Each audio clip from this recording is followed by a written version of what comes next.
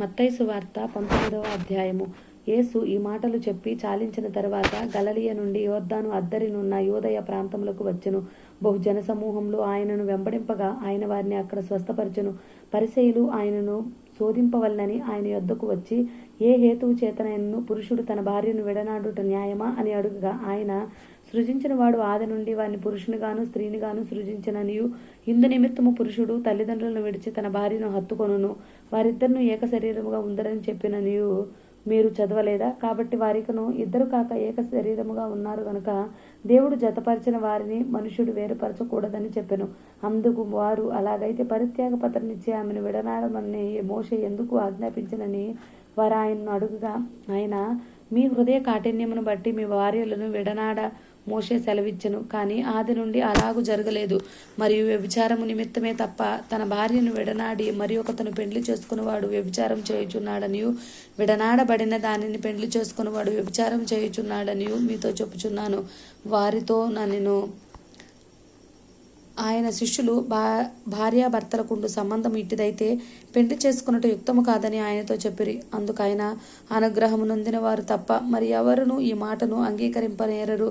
తల్లి గర్భము నుండి నపుంసకులుగా పుట్టిన వారు గలరు, మనుషుల వలన నపుంసకులుగా చేయబడిన నపుంసకులను కలరు.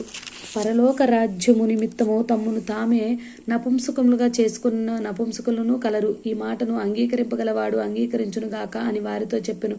అప్పుడు ఆయన వారి మీద చేతులుంచి ప్రార్థన చేయవలెనని కొందరు చిన్నపిల్లలను ఆయన యొద్దకు తీసుకుని వచ్చిరి. ఆయన శిష్యులు తీసుకుని వచ్చిన వారిని గద్దింపగా, యేసు, చిన్నపిల్లలను ఆటంకపరచక వారి నా యొద్దకు రానీయుడి, పరలోక రాజ్యము ఇలాంటి వారిదని చెప్పి వారి మీద చేతులుంచి అక్కడి నుంచి లేచిపోయెను. ఇదిగో, ఒకడు ఆయన యొద్దకు వచ్చి, బోధకుడా, నిత్య జీవం పొందుటకు నేను ఏ మంచి కార్యము చేయవలనని ఆయన్ను అడుగెను. అందుకు ఆయన, మంచి కార్యమును గూర్చి నన్నెందుకు అడుగుచున్నావు? మంచివాడొక్కడే. నీవు జీవములో ప్రవేశింపగోని ఎడల ఆజ్ఞలను గైకొనుమని చెప్పెను.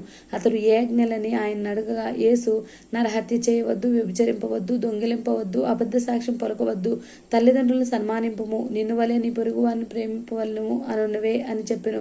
అందుకు ఆ యవనస్తుడు, ఇవన్నీ అనుసరించుచునే ఉన్నాను. యేసు, నీవు పరిపూర్ణమగుటకు కోరిన ఎడల పోయి నీ ఆస్తిని అమ్మి బేదలకిమ్ము, అప్పుడు పరలోకమందు నీకు ధనము కలుగును. నీవు వచ్చి నన్ను వెంబడింపమని అతనితో చెప్పెను. అయితే ఆ యవ్వనుడు మిగుల ఆస్తి గలవాడు గనుక ఆ మాట విని వ్యసనపడుచు వెళ్ళిపోయెను. యేసు తన శిష్యులను చూచి, ధనవంతుడు పరలోక రాజ్యంలో ప్రవేశించుట దుర్లభమని మీతో నిశ్చయముగా చెప్పుచున్నాను. ఇదిగాక ధనవంతుడు పరలోక రాజ్యంలో ప్రవేశించుట కంటే సూది బెజ్జములో వంటి దూరట సులభమని మీతో చెప్పుచున్నాను. శిష్యులు ఈ మాట విని మిక్కిలి ఆశ్చర్యపడి, అలాగైతే ఎవడు రక్షణ పొందగలడని అడుగగా, యేసు వారిని చూచి, ఇది మనుషులకు అసాధ్యమే, కానీ దేవునికి సమస్తము సాధ్యమని చెప్పెను.